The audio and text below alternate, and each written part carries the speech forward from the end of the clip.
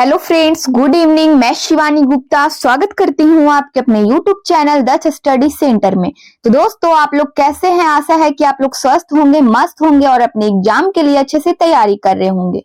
तो दोस्तों, आज की क्लास में हमेशा की तरह बाल विकास से रिलेटेड कुल 30 प्रश्न आपके सामने लाया गया है दोस्तों, जो कि आपके एग्जाम के लिए बहुत ही महत्वपूर्ण प्रश्न है दोस्तों। इसीलिए आप वीडियो को मिस ना करें, वीडियो के अंतिम समय तक अवश्य बने रहें। और दोस्तों, प्रतिदिन शाम 7 बजे क्लास जरूर से जरूर ज्वाइन करें, ताकि आपके नजरों से एक भी प्रश्न ना छूटे और अपने एग्जाम के लिए आप अच्छे से प्रिपेयर हो सके। अतः बिना समय गवाए दोस्तों, हम लोग पहले प्रश्न पर ध्यान देंगे।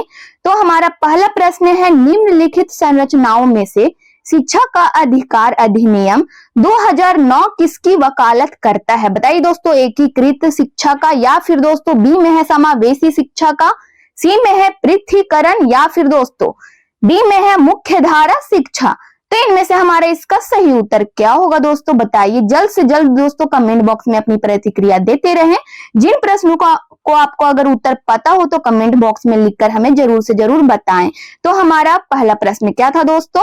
निम्नलिखित संरचनाओं में से शिक्षा का अधिकार अधिनियम 2009 किसकी वकालत करता है दोस्तों? तो बताइए किसकी वकालत करता है? समावेशी शिक्षा का दोस्तों। बी ऑप्शन हमारा इसका उत्तर हो जाएगा। अगले प्रश्न पर ध्यान देंगे दोस्तों, निम्नलिखित में से कौन सा समावेशी कक्षा में सबसे अधिक महत्वपूर्ण है? बताइए दोस्तों, एक रूप निर्देश, बी में दे दिया है मानवीकृत परीक्षण, सी में दोस्तों प्रतियोगी अधिगम को बढ़ावा देना, या फिर दोस्तों डी में है विशिष्ट शिक्षा योजना। तो इनमें से हमारा इसका सही उत्तर क्या होगा दोस्तों? बताइए निम्नलिखित में से कौन सा समावेशी कक्षा में सबसे अधिक महत्वपूर्ण है दोस्तों? तो इनमें से हमारा इसका सही उत्तर क्या होगा? विशिष्ट शिक्षा योजना दोस्तों। डी ऑप्शन हमारा इसका उत्तर हो जाएगा। अगले प्रश्न पर इसी तरह ध्यान देंगे दोस्तों, एक समावेशी कक्षा में एक शिक्षक को विशिष्ट शैक्षिक योजनाओं को तैयार नहीं करना चाहिए, या फिर दोस्तों बी में है कभी कभी तैयार करना चाहिए, या फिर दोस्तों सी में है सक्रिय रूप से तैयार करना चाहिए, डी में है तैयार करने के लिए हतोत्साहित होना चाहिए। तो इनमें से हमारा इसका सही उत्तर क्या होगा दोस्तों? बताइए। एक समावेशी कक्षा में दोस्तों एक शिक्षक को विशिष्ट शैक्षिक योजनाओं को दोस्तों सक्रिय रूप से तैयार करना चाहिए। सी ऑप्शन हमारा इसका उत्तर हो जाएगा। अगले प्रश्न पर इसी तरह ध्यान देंगे दोस्तों, आरटीआई एक्ट 2009 के अनुसार शिक्षक हेतु प्रति सप्ताह कार्य घंटे हैं। बताइए दोस्तों, 40 घंटे हैं, या फिर बी में दोस्तों 42 घंटे, सी में है 45 घंटे, या फिर दोस्तों डी में है 48 घंटे। तो इनमें से हमारा इसका सही उत्तर क्या होगा दोस्तों? बताइए। आरटीआई एक्ट है जो दोस्तों 2009 के अनुसार शिक्षक हेतु प्रति सप्ताह कार्य कितने घंटे के होते हैं दोस्तों? तो इनमें से हमारा इसका सही उत्तर है दोस्तों 45 घंटे के। सी ऑप्शन हमारा इसका उत्तर हो जाएगा दोस्तों 45 घंटे के। अगले प्रश्न पर इसी तरह ध्यान देंगे दोस्तों, एनसीएफ 2005 बल देता है। बहुत ही महत्वपूर्ण प्रश्न है दोस्तों आपके एग्जाम के लिए। तो बताइए इनमें से हमारा इसका सही उत्तर क्या होगा? एनसीएफ 2005 बल देता है दोस्तों करके सीखने पर, या फिर दोस्तों बी में है रटने पर, सी में है समस्या हल करने पर, डी में है दोस्तों ये सभी। तो इनमें से हमारा इसका सही उत्तर क्या होगा दोस्तों? बताइए। एनसीएफ 2005 बल देता है दोस्तों करके सीखने पर। ये ऑप्शन हमारा इसका उत्तर हो जाएगा। अगले प्रश्न पर ध्यान देंगे दोस्तों, तो हमारा प्रश्न है, राष्ट्रीय पाठ्य चर्चा फ्रेमवर्क 2005 ने अपनी समझ ... से प्राप्त की है। बताइए दोस्तों, ... के जगह पे हमारा क्या होगा? मानवतावाद, बी में दोस्तों व्यवहारवाद, सी में है रचनावाद है सी में, डी में दोस्तों संज्ञानात्मक सिद्धांत। तो इनमें से हमारे इसका सही उत्तर क्या होगा दोस्तों? बताइए। अगर आपको किसी भी प्रश्न का दोस्तों उत्तर पता हो तो कमेंट बॉक्स में दोस्तों जल्द से जल्द लिख के हमें जरूर से जरूर बताइए। तो हमारा प्रश्न है दोस्तों, राष्ट्रीय पाठ्य चर्चा फ्रेमवर्क 2005 ने अपनी समझ ... से प्राप्त की है। तो इनमें से हमारा ... की जगह पे क्या होगा दोस्तों? बताइए। राष्ट्रीय पाठ्य चर्चा फ्रेमवर्क 2005 ने अपनी समझ रचनावाद से प्राप्त की है दोस्तों। सी ऑप्शन हमारा इसका उत्तर हो जाएगा रचनावाद। अगले प्रश्न पर इसी तरह ध्यान देंगे दोस्तों, समावेशी शिक्षा ... के सिद्धांत पर आधारित है। बताइए दोस्तों, समावेशी शिक्षक ... के सिद्धांत पर आधारित है। क्या होगा हमारा ... के जगह पे? ए में दे दिया दोस्तों सामाजिक अस्तित्व एवं वैश्वीकरण, बी में है दोस्तों विश्व बंधुता, या फिर सी में दोस्तों सामाजिक संतुलन, या फिर दोस्तों डी में दे दिया है आपका समता एवं समान अवसर। तो इनमें से हमारे इसका सही उत्तर क्या होगा दोस्तों, बताइए। डॉट डॉट की जगह पे समावेशी शिक्षा समता एवं समान अवसर के सिद्धांत पर आधारित है दोस्तों, डी ऑप्शन हमारा इसका उत्तर हो जाएगा। अगले प्रश्न पर इसी तरह ध्यान देंगे दोस्तों, समावेशी कक्षा में किस प्रकार के छात्र शामिल होते हैं, बताइए दोस्तों। समावेशी कक्षा में किस प्रकार के छात्र है जो शामिल होते हैं, सामान्य और विशिष्ट छात्र। बी में दोस्तों केवल सामान्य छात्र, सी में दे दिया दोस्तों आपका केवल विशिष्ट छात्रा, या फिर दोस्तों यहाँ पे छात्री होगा, ठीक है। डी में हमारा बहुभाषी और प्रतिभाशाली छात्र, हमारा डी में क्या दोस्तों, बहुभाषी और प्रतिभाशाली छात्र।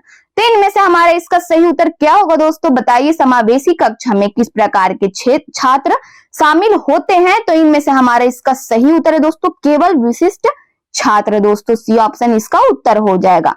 अगले प्रश्न पर ध्यान देंगे दोस्तों, समावेशीकरण की सफलता के लिए आवश्यक है, बताइए दोस्तों। समावेशीकरण की सफलता के लिए इनमें से क्या आवश्यक है, अभिभावकों की भागीदारी का न होना, या फिर दोस्तों बी में है अलगाव, सी में दोस्तों क्षमता निर्माण का अभाव, या फिर दोस्तों डी में है संवेदनशीलता। तो इनमें से हमारा इसका सही उत्तर क्या होगा दोस्तों, बताइए। जल्द से जल्द अपने कमेंट बॉक्स में दोस्तों इस प्रश्न का उत्तर बताइए, क्या होगा इसका उत्तर।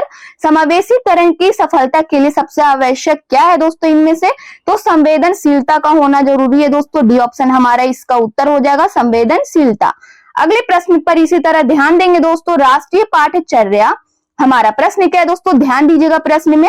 हमारा प्रश्न है राष्ट्रीय पाठ्यचर्या की रूपरेखा एनसीएफ 2005 के दस्तावेज में भाषा के लिए निहित है, बताइए दोस्तों भाषा के लिए क्या निहित है। एक भाषा का होना, द्विभाषा, या फिर दोस्तों सी में दे दिया है तीन भाषा, या फिर दोस्तों डी में है बहुभाषा। तो इनमें से हमारा इसका सही उत्तर क्या होगा दोस्तों, बताइए। जल्द से जल्द अपने कमेंट बॉक्स में दोस्तों इस प्रश्न का जवाब आप जरूर से जरूर बताएं। राष्ट्रीय पाठ्यचर्या की रूपरेखा एनसीएफ 2005 के दस्तावेज में भाषा के लिए निहित क्या है दोस्तों, तो इनमें से हमारा इसका सही उत्तर है दोस्तों एक भाषा के लिए निहित है दोस्तों, ये ऑप्शन हमारा इसका उत्तर हो जाएगा, एक भाषा। अगले प्रश्न पर ध्यान देंगे दोस्तों, समन्वित शिक्षा की सफलता निर्भर करती है, बताइए दोस्तों। समन्वित शिक्षा की सफलता निर्भर करती है, बताइए दोस्तों, समुदाय के समर्थन में। बी में दे दिया दोस्तों पाठ्य पुस्तकों की उत्कृष्टता में, या फिर दोस्तों सी में है शिक्षण अधिगम वस्तु की गुणवत्ता पर, डी में है शिक्षक में अभिवृत्तिगत परिवर्तन पर। तो इनमें से हमारे इसका सही उत्तर क्या होगा दोस्तों, बताइए। समन्वित शिक्षा की सफलता निर्भर करती है दोस्तों पाठ्य पुस्तकों की उत्कृष्टता पे, यानी बी ऑप्शन हमारा इसका उत्तर हो जाएगा दोस्तों, पाठ्य पुस्तकों की उत्कृष्टता पे। अगले प्रश्न पर इसी तरह ध्यान देंगे दोस्तों, तो हमारा प्रश्न है भारतीय संविधान के अनुच्छेद 41 व 46 निम्न में से किसके कल्याण से संबंधित है, बताइए दोस्तों। आर्थिक रूप से पिछड़े व्यक्तियों से, या फिर दोस्तों बी में है विकलांग व्यक्तियों से, सी में है धार्मिक रूप से पिछड़े व्यक्तियों से, या फिर दोस्तों डी में दे दिया है क्षेत्रीय रूप से पिछड़े व्यक्तियों से। तो इनमें से हमारे इसका सही उत्तर क्या होगा दोस्तों, बताइए। भारतीय संविधान के अनुच्छेद 41 व 46 निम्न में से किसके कल्याण से संबंधित है दोस्तों, बताइए। भारतीय संविधान के जो 41 अनुच्छेद और 46 अनुच्छेद हैं, निम्न में से किसके कल्याण से संबंधित है, बताइए दोस्तों। इनमें से हमारा इसका सही उत्तर क्या होगा, आर्थिक रूप से पिछड़े व्यक्तियों से दोस्तों, ये ऑप्शन हमारा इसका उत्तर हो जाएगा, आर्थिक रूप से पिछड़े व्यक्तियों से दोस्तों संबंधित है। अगले प्रश्न पर ध्यान देंगे दोस्तों इसी तरह, तो हमारा प्रश्न है सफल समावेशन को निम्नलिखित की आवश्यकता होती है सिवाय, बताइए दोस्तों, सिवाय पृथक्करण। बी में दोस्तों अभिभावकों की भागीदारी, सी में दे दिया दोस्तों आपका क्षमता संवर्धन, या फिर दोस्तों डी में संवेदनशील बनना।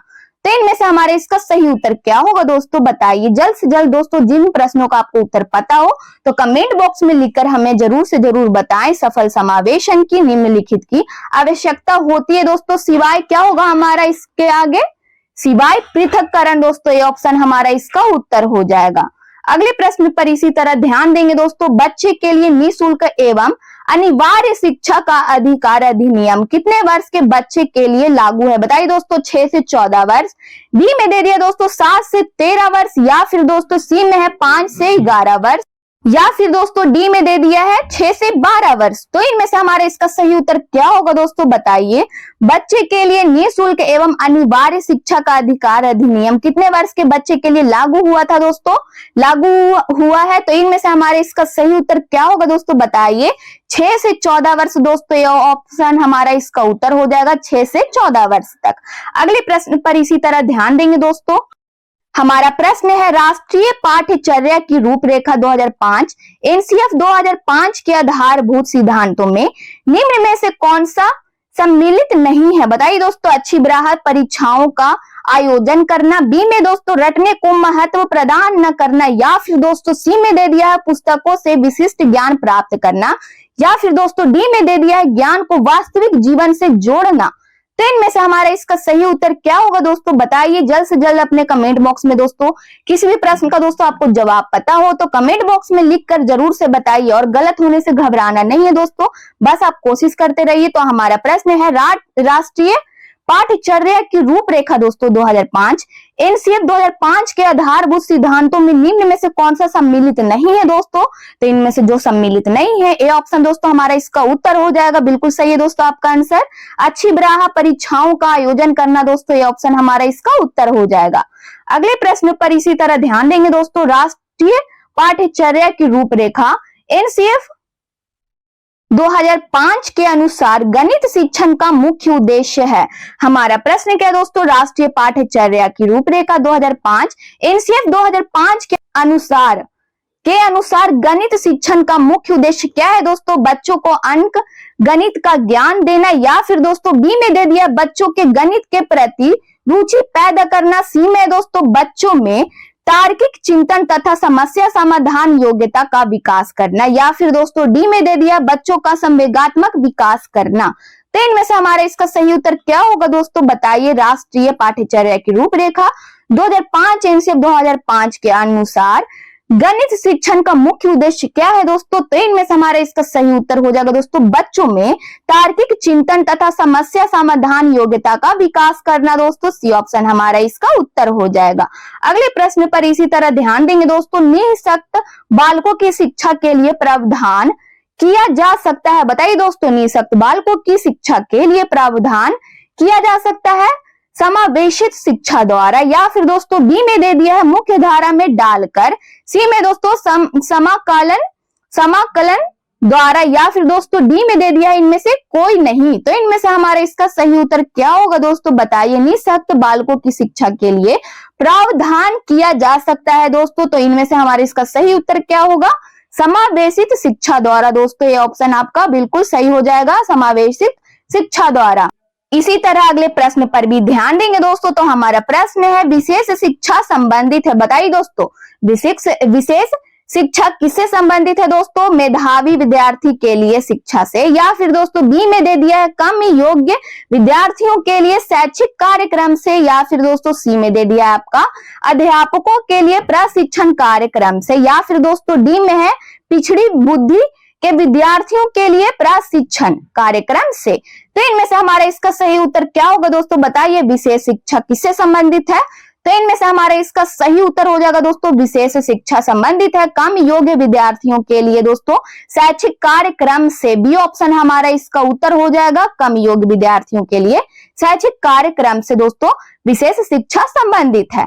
तो इनमें से हमारा बी ऑप्शन इसका उत्तर हो जाएगा। अगले प्रश्न पर ध्यान देंगे दोस्तों। ऐसे ही हमारा प्रश्न क्या है, शिक्षा का अधिकार अधिनियम 2009 लागू नहीं होता। बताइए दोस्तों, निःशक्त बच्चे, या फिर दोस्तों बी में दे दिया 6 से 14 वर्ष आयु वर्ग के बच्चे, या फिर दोस्तों सी में है 14 से 18 वर्ष के आयु के बच्चे, डी में दोस्तों बच्चों की नियमित उपस्थिति। तो इनमें से हमारे इसका सही उत्तर क्या होगा दोस्तों, बताइए। हमारा 19 नंबर का क्वेश्चन क्या है, शिक्षा का अधिकार अधिनियम 2009 लागू नहीं होता। बताइए दोस्तों क्या होगा इनमें से हमारा इसका सही उत्तर, 14 से 18 वर्ष के आयु के बच्चे के लिए दोस्तों, सी ऑप्शन हमारा इसका उत्तर हो जाएगा, 14 से 18 वर्ष के बच्चों के लिए। अगले प्रश्न पर ध्यान देंगे दोस्तों। इसी तरह हमारा प्रश्न क्या है, विद्यालय में समावेशन मुख्यतः केंद्रित होता है।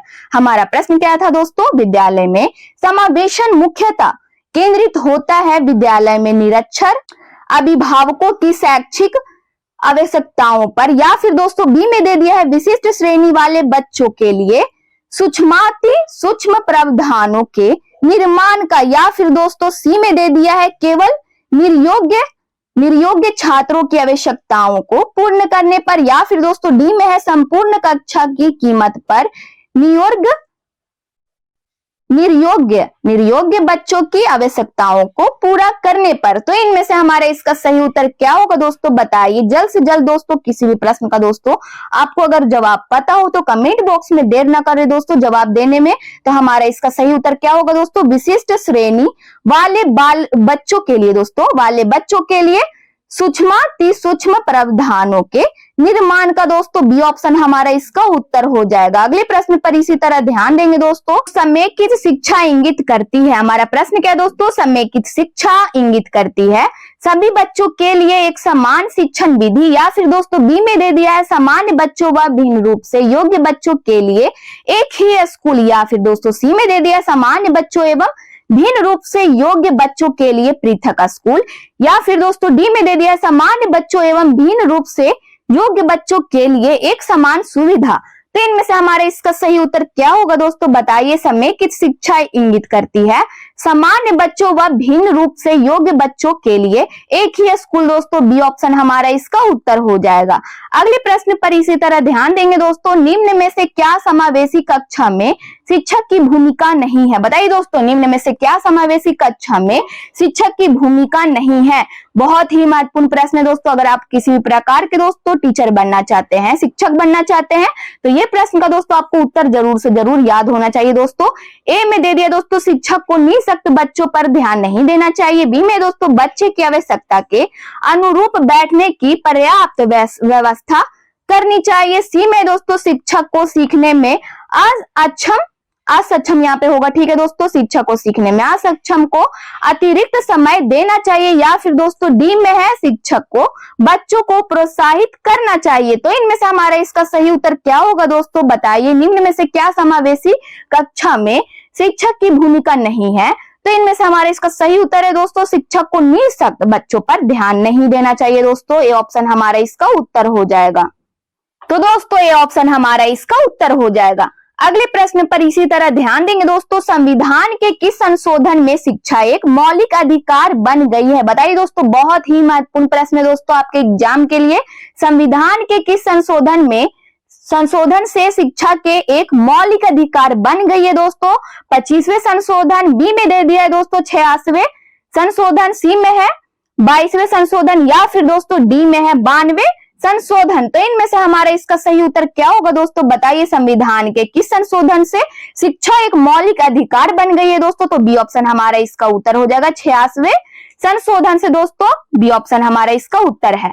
अगले प्रश्न पर इसी तरह ध्यान देंगे दोस्तों, एक समावेशी कक्षा में पर डॉट डॉट यहाँ पे होगा दोस्तों, एक समावेशी कक्षा में डॉट डॉट डॉट पर जोर देना चाहिए दोस्तों, जोर होना चाहिए। ए में है दोस्तों आपका प्रदर्शन अभिमुखी लक्ष्यों पर, या फिर दोस्तों बी में समरूपी निर्देशों पर, सी में है दोस्तों सामाजिक पहचान के आधार पर छात्रों के अलगाव पर, या फिर दोस्तों डी में दे दिया है हर बच्चे सामर्थ्य को अधिकतम करने के लिए अवसर प्रदान करने पर। तो इनमें से हमारा इसका सही उत्तर क्या होगा दोस्तों, बताइए।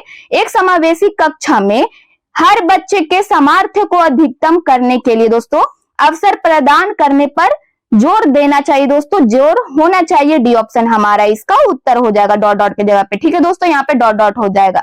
अगले प्रश्न पर ध्यान देंगे दोस्तों, इसी तरह हमारा प्रश्न क्या है, निम्न में से कौन सा समावेश का नियम है। बहुत ही महत्वपूर्ण प्रश्न है दोस्तों, निम्न में से कौन सा समावेश का इनमें से नियम है, विभेदन। बी में दोस्तों मानकीकृत अनुदेश, सी में है व्यक्तिगत भिन्नताओं को स्वीकार करना, डी में दोस्तों पृथक्करण और नामांकित करना। बताइए दोस्तों, इनमें से हमारा इसका सही उत्तर क्या होगा, जल्द से जल्द दोस्तों कमेंट बॉक्स में जिन प्रश्नों को आपको उत्तर पता हो दोस्तों, तो कमेंट बॉक्स में हमें लिखकर जरूर से जरूर बताइए निम्न में से कौन सा समावेश का नियम है दोस्तों। तो इनमें से हमारा इसका सही उत्तर है दोस्तों व्यक्तिगत भिन्नताओं को स्वीकार करना दोस्तों, सी ऑप्शन हमारा इसका उत्तर हो जाएगा। व्यक्तिगत भिन्नताओं को स्वीकार करना, सी ऑप्शन हमारा इसका उत्तर है। अगले प्रश्न पर इसी तरह ध्यान देंगे दोस्तों, राष्ट्रीय शिक्षा नीति 2020 किस पर बल देती है। बताइए दोस्तों, राष्ट्रीय शिक्षा नीति 2020 किस पर बल देती है दोस्तों? परीक्षा के लिए पढ़ना। या फिर दोस्तों बी में दे दिया है स्मरण आधारित शिक्षा पर। सी में है दोस्तों वेधन और अभ्यास पर। डी में है संप्रत्ययी समझ पर। तो इनमें से हमारे इसका सही उत्तर क्या होगा दोस्तों, बताइए। राष्ट्रीय शिक्षा नीति 2020 किस पर बल देती है दोस्तों? तो इनमें से हमारा इसका सही उत्तर है दोस्तों संप्रत्ययी समझ पर। दोस्तों डी ऑप्शन हमारा इसका उत्तर हो जाएगा। अगले प्रश्न पर इसी तरह ध्यान देंगे दोस्तों। जिन विद्यालयों में समेकित शिक्षा दी जाती है उसके शिक्षकों को किस क्षेत्र विशेष में प्रशिक्षित करना चाहिए? बताइए दोस्तों। ए में दे दिया है आपका विशेष आवश्यकता वाले बच्चों की पहचान और शिक्षण। या फिर दोस्तों बी में है व्याख्यान विधि द्वारा शिक्षण। सी में है दोस्तों क्रियात्मक के साथ शिक्षण। डी में उपयुक्त में से कोई नहीं। तो इनमें से हमारा इसका सही उत्तर क्या होगा दोस्तों, बताइए। जिन विद्यालयों में समेकित शिक्षा दी जाती है दोस्तों उसके शिक्षकों को किस क्षेत्र विशेष में प्रशिक्षित करना चाहिए दोस्तों? तो इनमें से हमारे इसका सही उत्तर क्या होगा दोस्तों, बताइए। विशेष आवश्यकता वाले बच्चों की पहचान और शिक्षण में दोस्तों प्रशिक्षित करना चाहिए। ऑप्शन हमारा इसका उत्तर हो जाएगा। अगले प्रश्न पर इसी तरह ध्यान देंगे दोस्तों। एनसीटीई का पूर्ण रूप क्या है? बताइए दोस्तों। एनसीटीई का फुल फॉर्म क्या है दोस्तों? बहुत ही महत्वपूर्ण प्रश्न है दोस्तों एग्जाम के लिए। ए में दे दिया दोस्तों national council of technical education. B में दोस्तों national curriculum for technical education. C में दोस्तों national council of teacher education. या फिर दोस्तों डी में दे दिया है national council for teacher education. तो इनमें से हमारे इसका सही उत्तर क्या होगा दोस्तों, बताइए। तो इनमें से हमारा इसका सही उत्तर क्या होगा दोस्तों? हालांकि सी और डी दोनों सेम है दोस्तों। तो इनमें से हमारे इसका सही उत्तर क्या होगा? एनसीटीई का पूर्ण रूप क्या है दोस्तों? तो सी ऑप्शन हमारा इसका उत्तर हो जाएगा, national council of teacher education. अगले प्रश्न पर इसी तरह ध्यान दीजिएगा दोस्तों। यह विचार डॉट है दोस्तों, यहाँ पे डॉट यह विचारधारा है कि सभी बच्चों को एक नियमित विद्यालय व्यवस्था में समान शिक्षा प्राप्त करने का अधिकार हो। बताइए दोस्तों। समावेशी शिक्षा। या फिर दोस्तों बी में है मुख्य धारा शिक्षा। डॉट के जगह पे हमारा क्या होगा दोस्तों? सी में है विशेष शिक्षा। डी में दोस्तों बहुल सांस्कृतिक शिक्षा। तो इनमें से हमारा डॉट के जगह पे क्या होगा दोस्तों, बताइए। डॉट यह विचारधारा है कि सभी बच्चों को एक नियमित विद्यालय व्यवस्था में समान शिक्षा प्राप्त करने का अधिकार हो दोस्तों। तो इनमें से हमारा डॉट के जगह पे हो जाएगा दोस्तों ए ऑप्शन। समावेशी शिक्षा यह विचारधारा है कि सभी बच्चों को एक नियमित विद्यालय व्यवस्था में समान शिक्षा प्राप्त करने का अधिकार हो दोस्तों। ये ऑप्शन हमारा इसका उत्तर हो जाएगा डॉट के जगह पे। अगले प्रश्न पर इसी तरह ध्यान देंगे दोस्तों। सभी के लिए विद्यालयों में हमारा प्रश्न क्या है दोस्तों? सभी के लिए विद्यालयों में सभी की शिक्षा निम्नलिखित में से किसके लिए वाक्य हो सकता है? बताइए दोस्तों। सशक्तिशील शिक्षा। या फिर दोस्तों बी में दे दिया है समावेशी शिक्षा। सी में है सहयोगात्मक शिक्षा कामगार की। या फिर दोस्तों डी में है पृथक शिक्षा। तो इनमें से हमारा इसका सही उत्तर क्या होगा दोस्तों, बताइए। सभी के लिए विद्यालयों में सभी का शिक्षा निम्नलिखित में से किसके लिए वाक्य हो सकता है दोस्तों? तो इनमें से हमारा इसका सही उत्तर है दोस्तों समावेशी शिक्षा का बी ऑप्शन हमारा इसका उत्तर हो जाएगा। तो दोस्तों ये हमारा बाल विकास का लास्ट प्रश्न था। यदि आप चैनल को पहली बार विजिट कर रहे हैं तो चैनल को बस सब्सक्राइब कर ले, बेल आइकन को ऑल में प्रेस कर ले दोस्तों। और वीडियो बनाने में बहुत ही कठिन परिश्रमों के बाद दोस्तों बनकर तैयार होता है, इसलिए आप वीडियो को जरूर से जरूर लाइक करें, अपने स्टडी ग्रुप में शेयर करें। कमेंट बॉक्स में आप लोग अपनी प्रतिक्रिया देते रहते हैं दोस्तों, इसके लिए दिल से धन्यवाद। ऐसे ही आपको जिन जिन प्रश्नों का दोस्तों उत्तर पता हो तो कमेंट बॉक्स में हमें लिखकर बताते रहिए अपने कमेंट बॉक्स में, ठीक है। और दोस्तों अगर आपको बाल विकास का पीडीएफ चाहिए तो दिए गए नंबर पर व्हाट्सएप करें और आपको महाराज सर के द्वारा पीडीएफ प्रोवाइड करा दिया जाएगा। तब तक के लिए मिलते हैं दोस्तों नेक्स्ट वीडियो में। जय हिंद, जय भारत।